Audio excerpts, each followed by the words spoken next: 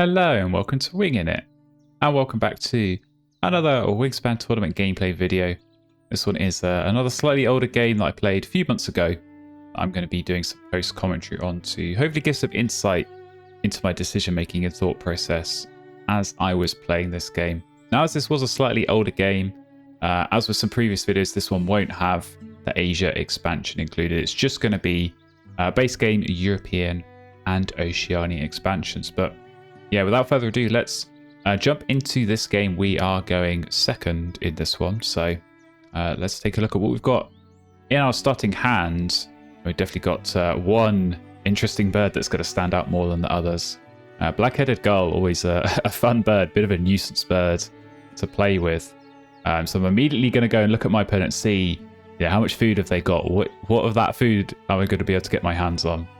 And yeah, definitely going to be hoping to steal a little bit of that and have some fun here with this black-headed gull. So not quite so good on the bonus cards. I mean, citizen scientist, you never really want to see that. So I'm sort of maybe wondering if there's something we could do there with the starling, and maybe we can get our hands on the American coot in the tray.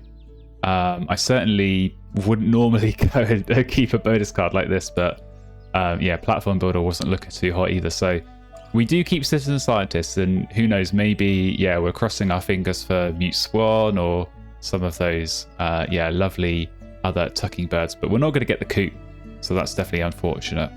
But we are going to straight away, as I say, get this black-headed gull in the game. So we're going to be stealing some of this food, hopefully, that my opponent has got in supply.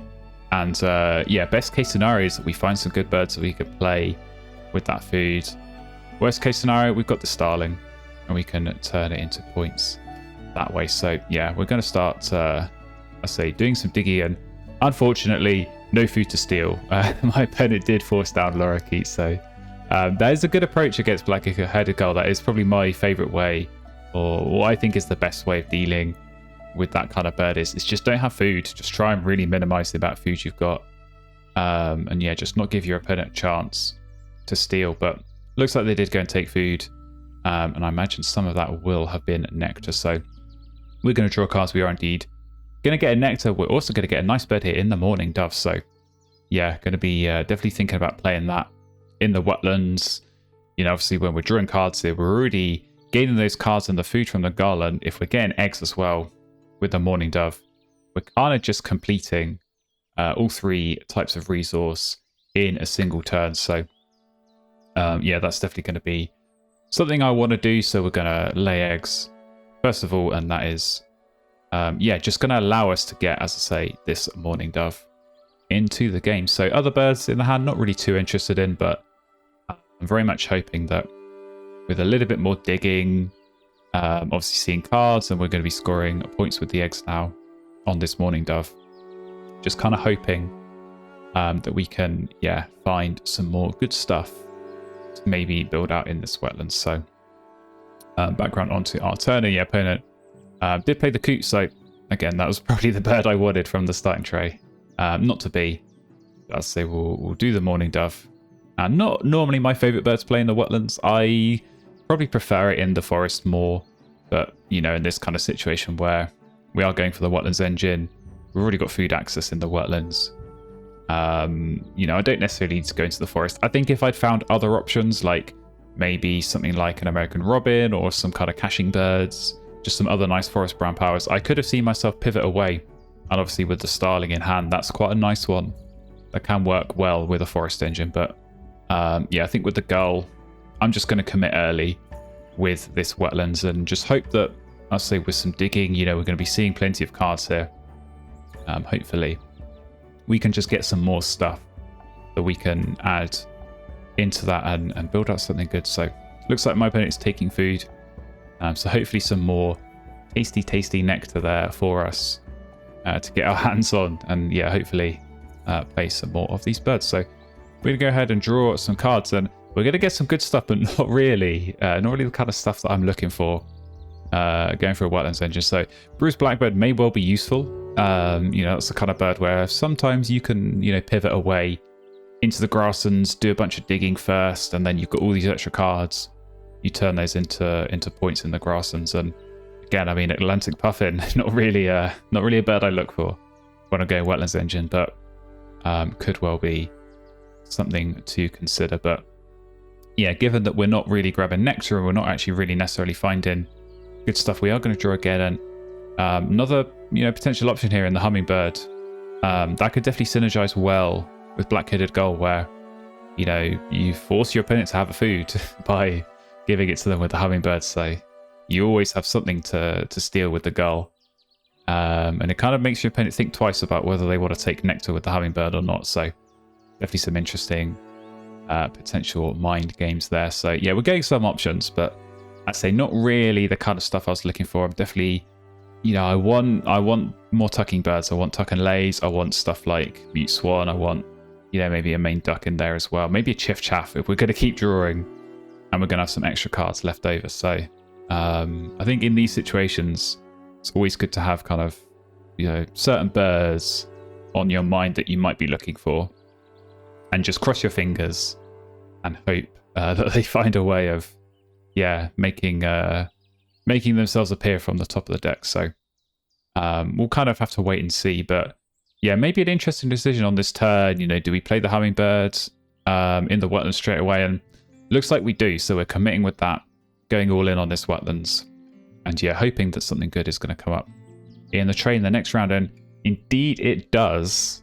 And it's a white stalk. So yeah, again, we're just sort of getting grassland birds. So we're going to have to think very carefully here about how much longer do we stick in this wetlands, because, we've got white stalk, we've got this American crow as well. That is a very, very nice combo to be going with in grasslands. And as I say, this brewer's blackbird as well. So, we've already got a bit of a card surplus here. So if we do go with the blackbird on the stalk, we're gaining a card and we're losing a card. I would like that Franklin's Gull that's just come up for the trait as well. Unfortunately, I don't think that's going to happen, especially with what my opponent's already started here in this grasslands with the white-throated swift. That's a very, very nice combo. So yeah, we could well both be ended up in the grasslands here. But I'd say we've got some interesting options, and it's definitely still early enough in the game to think about pivoting away. And I think, one of the most difficult decisions in Wingspan, and it's a question I hear people ask me time and time again, how do I know when is the right time to pivot? And just is so situational, but it just comes down to this kind of experience and practice, and where you've got to kind of recognize in a certain situation, okay, what is the ceiling that I'm really going to get out of this setup at the moment? And is there something better I could be doing by moving away into a different habitat? And I think here, it's just the more that I'm drawing and the more that I'm still not finding stuff to go in this wetlands. I mean, it's not a bad start to this wetlands, with the hummingbird, with the black-headed gull. We are scoring points as well with the dove, but we're drawing food and drawing cards, and that's great. But yeah, when you're not actually finding, that big point scoring wetland play, it's just giving me a bit of food for thought. I'm just sort of pausing and thinking and sort of, assessing my options and working out, how could I approach this? How much food do I need to try and, maybe pivot, as I say, into this grassland? So how many turns do I need as well? I've got to think about that. So I'm just going to give myself one last chance here, drawing off the deck, and we get another very interesting grasslands option, a red-legged partridge. So yeah, that's going to make me look at this warbler as potentially an option. Maybe we double play in the forest, and then we get some more egg space to work with for that partridge. So that could be interesting. And another, nice combo with the crow, where you're discarding eggs, you're clearing out egg space, getting a bit of food, and then obviously getting loads of eggs off the partridge. So yeah, as I say, just the more that I'm drawing here and the more I'm not finding wetlands birds and just finding these incredible grasslands options, I feel like I'd have no choice but to pivot into a grasslands here. So yeah, it's just going to be really a question of, which birds do I go with? What order do I get them down in? Got to think about this end of round goal as well. Birds worth more than 4 points. We have, of course, got the white stock. I think that's always going to go in here in this grasslands. That's just, one of the best grassland birds in the game if you're going for an engine there. So I'll definitely be looking at that. There goes Franklin's Gull down for my opponent. So there yeah, definitely going into the grasses as well. But we have also got, there we go, this great roadrunner. So that could be, you know, another potential option that we look at playing.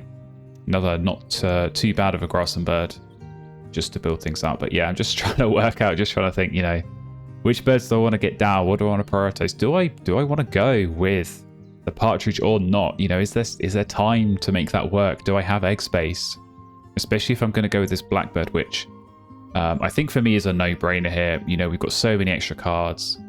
As I said before, we're going to be gaining cards with the white stock, so we're kind of cycling in a way where we reset the tray, gaining a card, and then we can always tuck one of these other cards because we've got some pretty good ones in the hand, but we've got some pretty bad ones as well. So yeah, definitely going to have some maybe difficult decisions later on, but I think at least for now shouldn't be too hard to decide what to get rid of them. Yeah, next bird down is going to be white stock. So just sort of counting my food, just checking. And we have got 4 food left. So yeah, plan very much here is to go and do the crow. And I think the roadrunner as well. I think that is going to be worth playing here with this end of round goal. So just something for us to think about. But yeah, opponent plays cockatoo, woodcock back-to-back turns.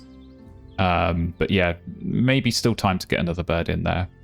And potentially do something for the end of round goal. But I think we are going to go crow first here. Yeah, we do go with that as the priority. So get that in and just kind of, you know, keep our cards figuratively and literally close to our chest here and not reveal what our plan is until the last possible moment. But yeah, we're just going all in on this grassland. So out of nowhere, just going to get 4 grassland birds down in 4 consecutive turns and just build an engine out of nowhere. So I say it time and time again, but round 2, you know, if you're going for an engine game, round 2 is when you want to have it set up.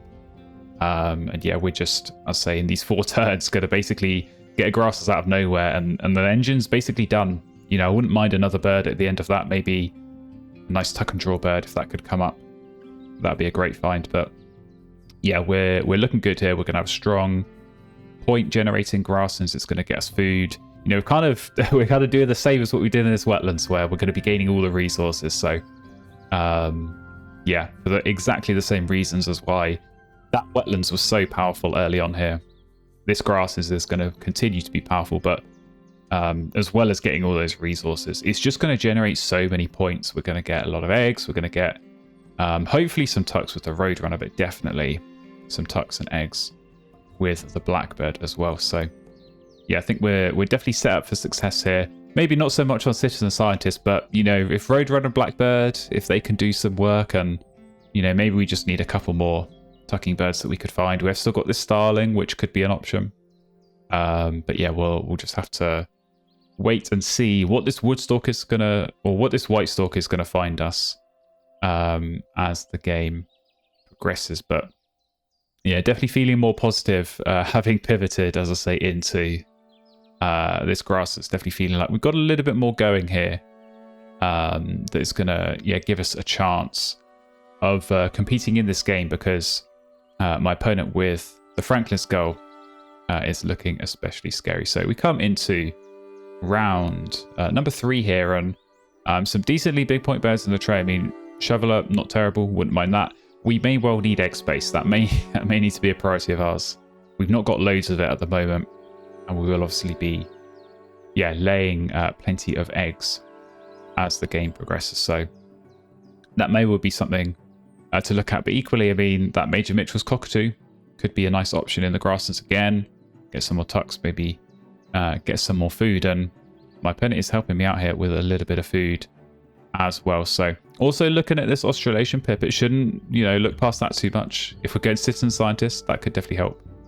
But yeah, we are going to go ahead and draw cards and pick up those 2 birds that I did like the look of in the tray. And we get some good tempo here because, I wasn't sure I'd ever use this wetlands again, pivoting into this grasslands. But actually, we're going to get the food that we want, and also the egg from the dove, which is going to allow us to play Major Mitchell's cockatoo before we have to go and lay eggs again. So yeah, that's going to be a nice tempo play, and suddenly unlock those extra points, but also that little bit more food.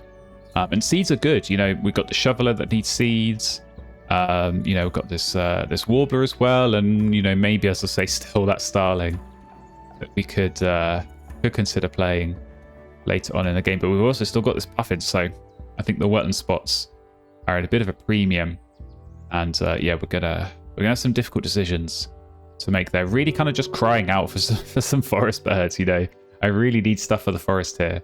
That's my empty habitat at the moment, and we're going to need to be filling that out, not just to score points, but you know, with this end of round goal, we're currently not scoring. So yeah, hopefully we've got a few turns here of laying eggs. Hopefully white stork can do something for us here. So we're going to start laying eggs. We're going to start using this very, very strong grasses that we built up, and yeah, we can start doing some tucking and getting some extra food. So definitely going to grab nectar where I can with this crow. That's going to be a big one for us. And as a frigate bird is tempting, but again, wetland spots, you know, really at a premium here. So kind of having second thoughts, maybe the tree creeper, but it's probably not a tree creeper situation here. So I do leave that. I just take the frigate bird. I think it's probably more of a block than anything else. We may play it over the shoveler, but again, we're going to be getting lots of seeds here, so I need to find a way of spending those, and something like the shoveler with its big egg space as well, definitely going to be appealing for a number of reasons. So yeah, 3 turns left. I think we've definitely got, you know, 1 or 2 more turns to be laying eggs in, just hoping that we find a nice forest bird, because yeah, we've got the double play option. I mean, we do, you know, have Malafaux that we could potentially play, but I'm really not sure that's going to be the most ideal option here. So yeah, definitely hoping that we can find some good stuff, and hoping that this Roadrunner can do something, because missing twice in a row, not what I had in mind. But what could Woodstock find us? It can find us Cassin's Finch, so that's a really, really nice find. Got to be honest, it was looking at this Chiff Chaff here as potentially, you know, play that in the wetlands and draw cards once and score citizen scientist. But yeah, I think just Cassin's Finch is, I've got to prioritize that. I've got to get birds down in this forest. And again, it eats some seeds, so there's maybe something to be got there in terms of value. But yeah, it's more just about trying to get some stuff done in this forest, trying to score this end of round goal, but also hopefully get a nice bonus card, because we're getting lots of birds down here. So very much hoping, yeah, just more birds means more chances of finding that good score on the bonus card, and we're going to need one if we're going to try and make up for this disaster, is probably the word I would use for citizen scientist. But yeah, still got some time. Maybe we can, you know, make that work if the right options come up. But yeah, definitely feeling positive about this grasslands. It's scoring points. It's doing its job, getting food, and yeah, cycling this tray and finding, I say, hopefully some nice options here with this white stork. And definitely feeling better about my grasslands and what my opponents is looking like. You know, we've got lots of good brown powers in there, and definitely scoring well. But my opponent is playing big point birds, so yeah, Woodstock is a little bit scary, but we do go ahead, do our double play. And yeah, interesting options here on the bonus card. I mean, I was very quick to pick Vulcaner there. You know, the safe 2 points versus the gamble of the 4 on Forester. I don't know. I think that's a little bit of a tough one. If I had another Forester bird in my hand, I probably would have gone with that gamble, but just no guarantees. You know, there's not a lot of time left in this game. Probably only going to lay eggs maybe 3 more times, maybe 4 at a push, but I want to be playing birds with this food I'm gaining. So yeah, don't necessarily know if the stork's going to get me anything good. So yeah, we take the safe points that we can get. And I actually play this Malafaux, so yeah, I think that's more of an end of round goal play than anything else, just being able to steal that. We don't really have that many ground nests. We've got a few, but I don't think we're going to get massive value out of that as this game plays out. But yeah, into this final round, and yeah, we're definitely running out of cards here. So obviously tucking 2 per turn, 1 on the cockatoo, 1 on the blackbird, and only gaining 1 back with the white stork is going to create, yeah, potentially some problems for us here. But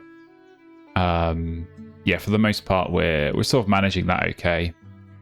And yeah, just trying to pick up the right food that we need. So obviously nectar, where we can, is going to be what we grab. And hopefully, definitely eyeing up this puffin. I mean, maybe that helps the Malafal as well, just with another egg. But still potentially this starling, because with the Roadrunner actually hitting on that last turn, we are now only one away. So starling, if we have a bit of extra food, maybe from the cockatoo, maybe from the crow as well, we can definitely make the most of that. But yeah, as I say, still got the shovel as well, which I have been eyeing up as a potential nice option, but don't really feel like we need the egg space anymore, so could quite happily leave that.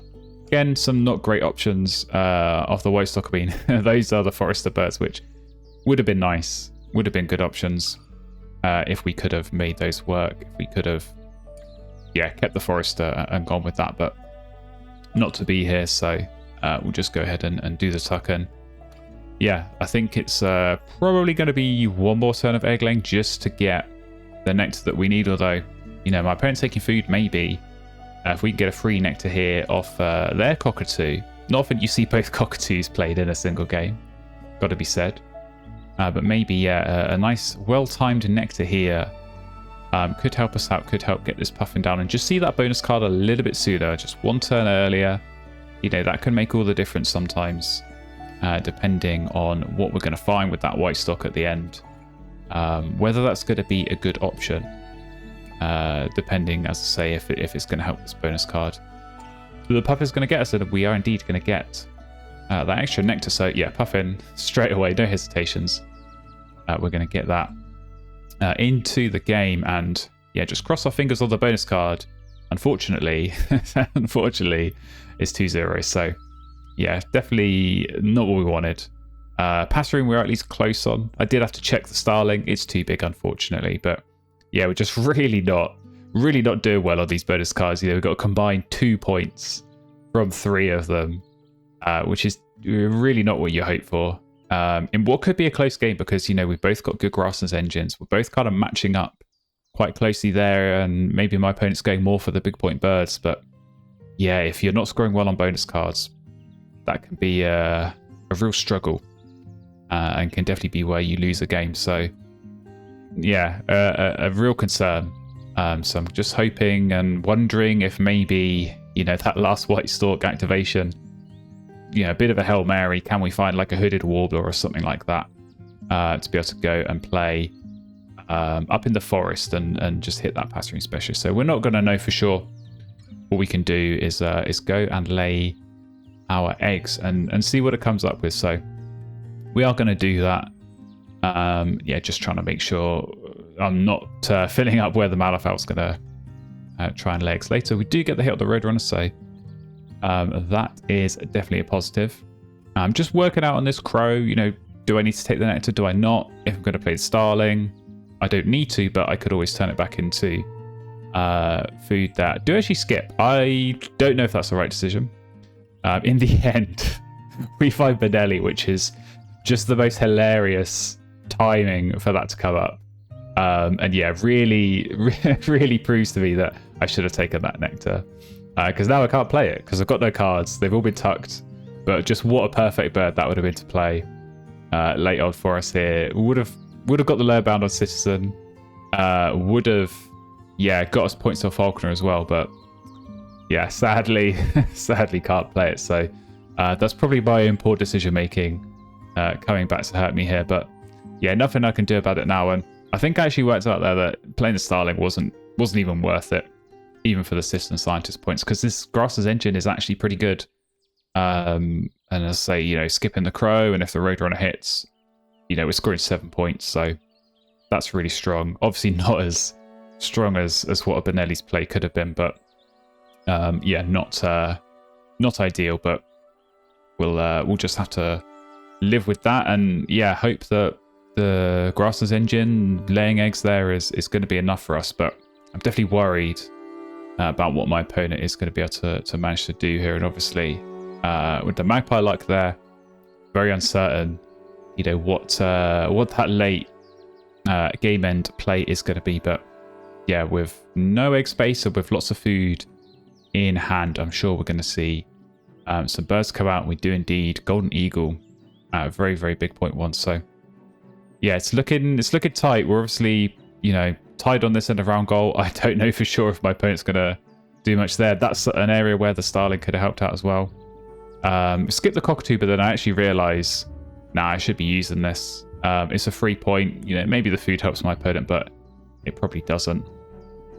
So we'll take that. Obviously, yeah, definitely skip the crow and then get the final tuck and the egg off the blackbird. So not terrible final turn. We're trying to squeeze out the points where we can. But yeah, it's been a real tight battle across the end of round goals, across some of these nectars as well. Obviously, that Golden Eagle was a nice swing back towards my opponent for them after I'd managed to do some damage with Puffin. But yeah, 2 bonus cards there. We may well see a third come in. If they're good, we are going to be in trouble because, as I say, we really don't have much in the way of bonus points. That is potentially going to be our undoing here. But yeah, we're just going to wait and see. Only laying eggs there and missing out on some eggs for my opponent. So that's definitely unfortunate for them. We'll take our Malafell eggs though, so we get yeah, a few extra points coming through there. And now we sit and we wait and we curiously wonder what is the Magpie play going to be, and it's only going to be a common Nighthawk. So I cannot tell you how relieved I was to see that, because I was sweating that it was going to be a big prairie chicken or something like that. So yeah, not the scary bird that you expect to see at the end, but still picking up the nectar points for my opponent. This could well be a very, very close game as we come into the final score. So yeah, we both played lots and lots of big point birds. We edge it slightly, but bonus cards were just nowhere for us, and 10 for my opponent is big. So yeah, it's very, very tight. Obviously, we both went grasslands, so both plenty of eggs. We had slightly more. Obviously, tuck cards on both sides as well. It's going to be pretty close coming through these nectar points, but we just about hold on with a win here, 119 to 113. So yeah, that was a very, very nervy cut up of the scores. I say it's always a tough one when you know you're not scoring well on bonus cards, but definitely some nice ones there for my opponents. So Nestbook Builder and Omnivore doing well for sure. But yeah, just not having that final play for the Magpie Lark is maybe the undoing here. You know, just a slightly better bird, slightly better play in the grasslands there. Maybe was eyeing up the Golden Eagle, but obviously the play for the Nectar of the Wetlands, that makes sense to go with that instead. So yeah, definitely some tough endgame decisions, I think, on both sides. You know, for us as well as my opponent, but in the end it was enough. And yeah, the pivot away from that early Wetlands, moving into the strong grasslands, even with the poor bonus cards, you know, we were just able to score enough with the eggs and the tucks. And yeah, definitely glad I did pivot away, because I don't know if we would have been able to score this well if we just kept digging and just hoped that we were going to find some more wetland birds. I'm not too sure that they would have come up there for us. But as I say, a close game, but a nice win for us. Definitely happy with that result. So hopefully you enjoyed watching that one. Hopefully an interesting game. And as I say, hopefully some interesting takeaways, thinking about pivoting, you know, thinking about what kind of information feeds into that decision. It's always a tough call to make. But hopefully kind of seeing this in action is a useful insight and just a useful thing to think about when you're next considering that in a future game. So yeah, thanks so much for watching. I say, if you do want to see more Wingspan games, more tournament gameplay, more strategy content, do consider hitting subscribe and following along. And I hope to see you in another gameplay video very, very soon.